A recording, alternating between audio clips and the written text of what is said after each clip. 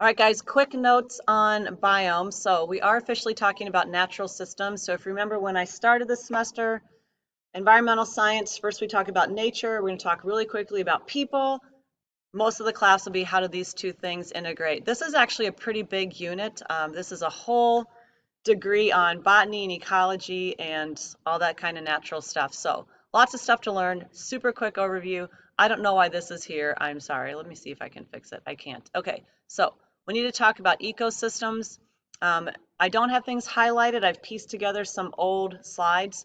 So for the beginning, anything that has a blue um, rectangle on it that says required, you need to know the stuff on that slide. And this is a required slide. So this should be review, I hope. The way that an ecosystem is organized is you start with one organism. So one deer, one human, one bacteria cell, whatever. And if you have a bunch of that one organism, you have a population.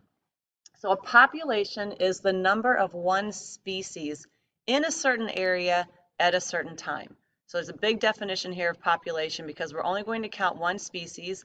We have to describe the area where they are and the time frame that we're counting.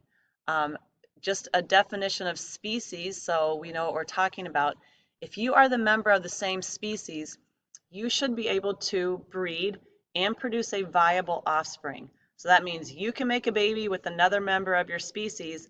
That baby not only will live, but that baby will be able to make a baby. So a donkey and a horse are different species. They can make a baby. We call it a mule, but that mule cannot reproduce. So we know that a donkey and a horse are not the same species because even though they can make that baby, that little baby mule can never have a child of its own, so it's not considered a viable offspring. All right, so population, we count all of that species in an area at a time. Again, populations change. If we count the population of this school at 8:30 in the morning, right now with our hybrid schedule, there's going to be about 700 people here. If we count the population of this school around midnight, there's probably 2 people in here. We do have overnight custodians that work around the clock. So populations can change. So make sure you define the area where you're counting and the time. Whoops, wrong way. So if we have a community, it's lots of populations interacting with each other. And if we talk about a biome, it would be a certain type of non-living factors, so weather and climate, and the things that live there.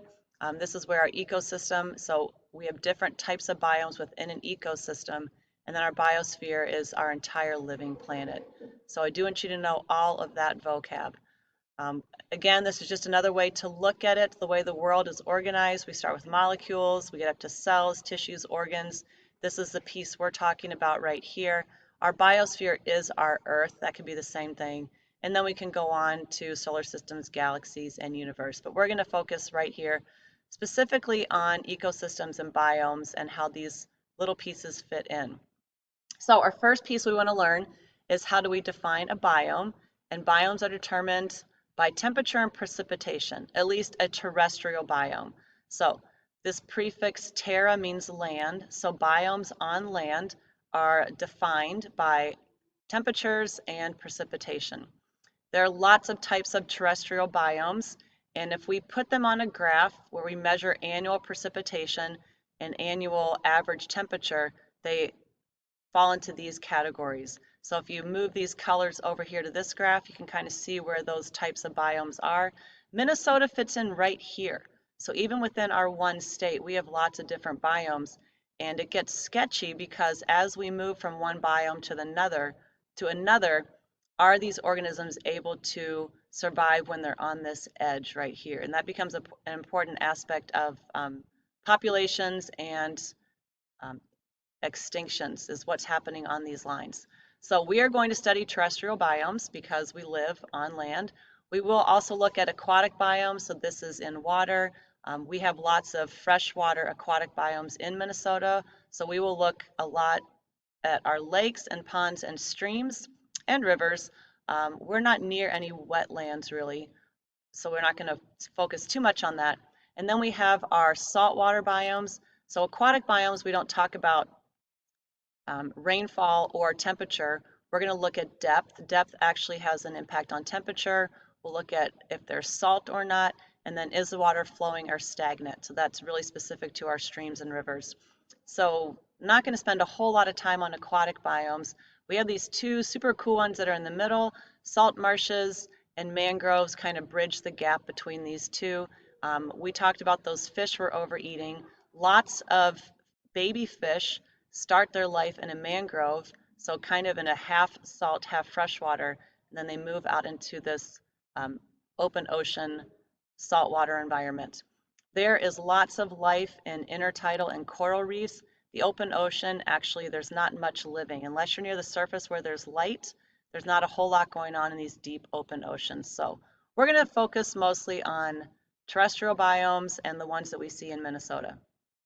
These are our Minnesota biomes right there. And the definition finally of an ecosystem, all the living things that interact with their non-living world. So a collection of related ecosystems and where they're located based on that waterfall and temperature. Okay, so that is it for the first part here. There is a worksheet on my Moodle page, I'm sorry, Google Classroom page, where you have to graph some data and figure out which biome you have. So make sure you do that.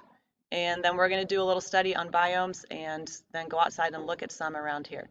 Have fun.